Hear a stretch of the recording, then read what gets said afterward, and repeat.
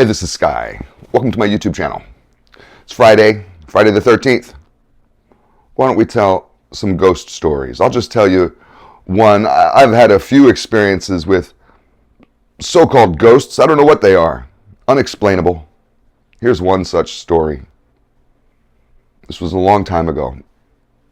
Probably close to 20 years ago when I first moved my motorcycle shop from Los Angeles to Daytona Beach, Florida.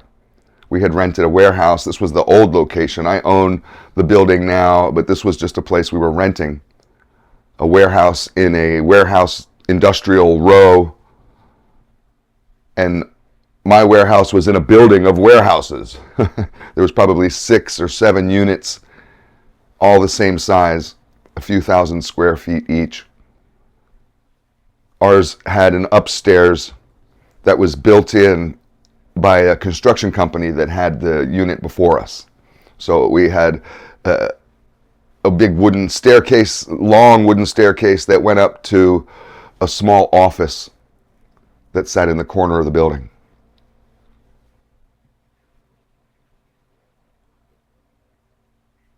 I was out front talking with a customer that I actually have a whole nother story about.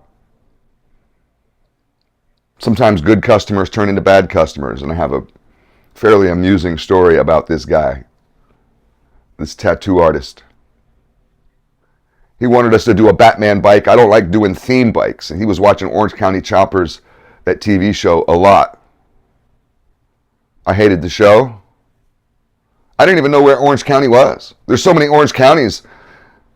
I didn't know they were in New York. I didn't know anything about these guys, and I hated their show. Stupid theme bikes. I remember when they came down to Daytona and they had the Spider-Man bike, and Paul Jr. is dressed up like a fucking fat Spider-Man with the mask and the outfit and everything, standing on the side of the road, dancing around like a fool. And who was it? The guy who started the Rat's Hole Custom Bike Show. He's dead now, rest in peace, Big Daddy Rat. He stopped, pulled over, driving by, and was like, yeah, that bike is pretty amazing. Lose the stupid outfit, but bring your bike up to the show. So they brought the bike up to the show, and the rest is history. Orange County Choppers became the biggest fish on the block for like just a little bit. Everybody was watching their stupid show. My customers were all about it. Oh, did you see what they did last night? Ugh. All this bolt-on crap, themed bullshit. Let's build a Smurf bike. Let's build a bike for some stupid corporation. Let's build a movie-themed bike. So this was a Batman bike. And we're out front of the shop. I had a couple parking spaces out front. And we're just talking. And a little gray car with a couple people in it, old people, all elderly, pull up, and an old woman jumps out of the back seat of the car. The car doesn't park, and it doesn't turn off. They just pull up.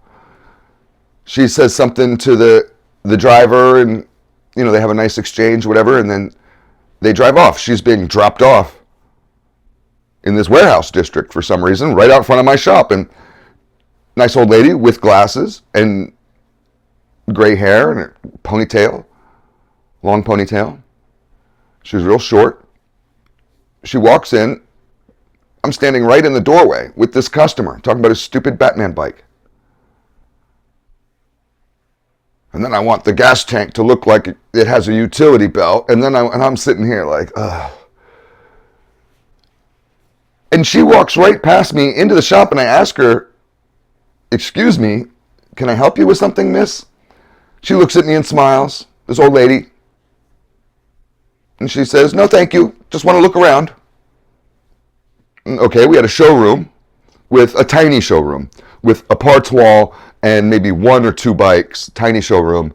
And then that looked back to a large area, a couple thousand square feet area of just production area where we would build our bikes. And I had a whole bunch of bikes back in those days, a couple choppers, a couple bobbers, a couple cafe racers, all bunch of projects.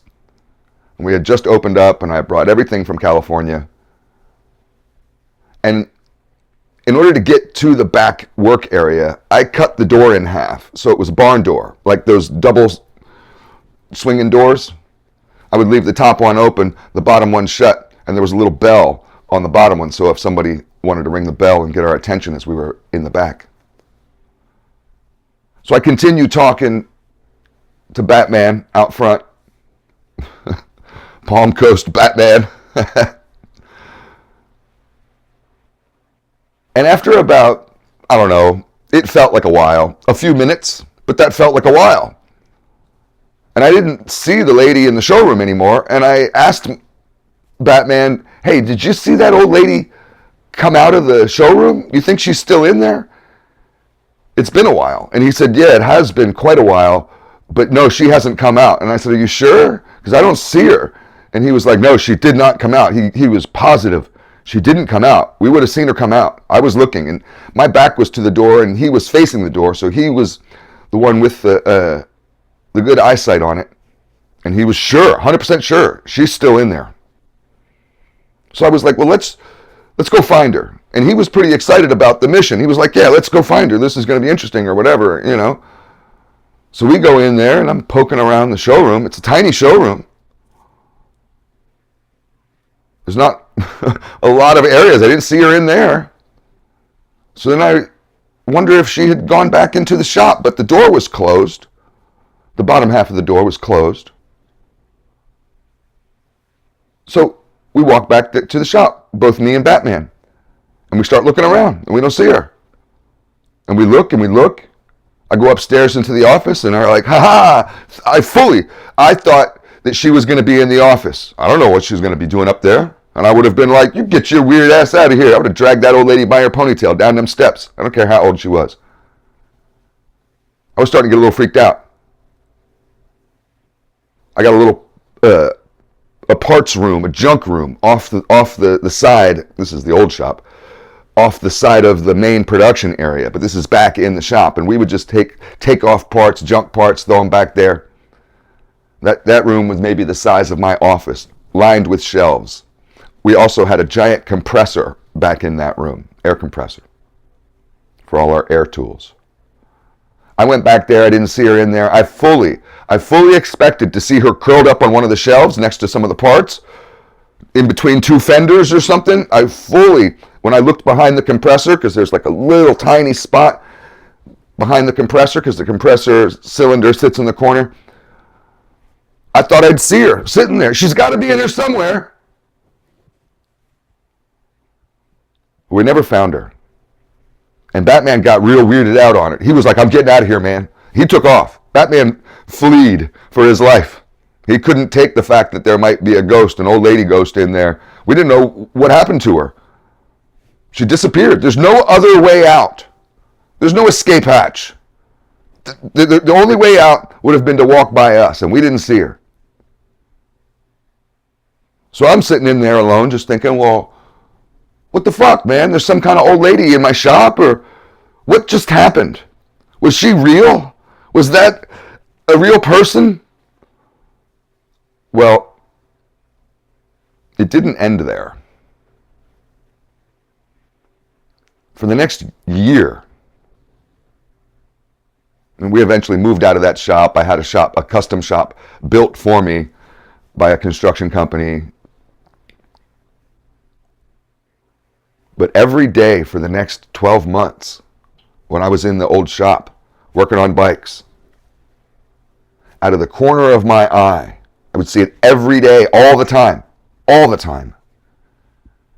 of the corner of my eye, I would see that old lady with the ponytail and the glasses standing at the top of the stairs to the office. That I told you we had that little tiny office that had the long staircase. I would see her out of the corner of my eye, just standing, looking out over the shop. And every time I would look over, be nothing there.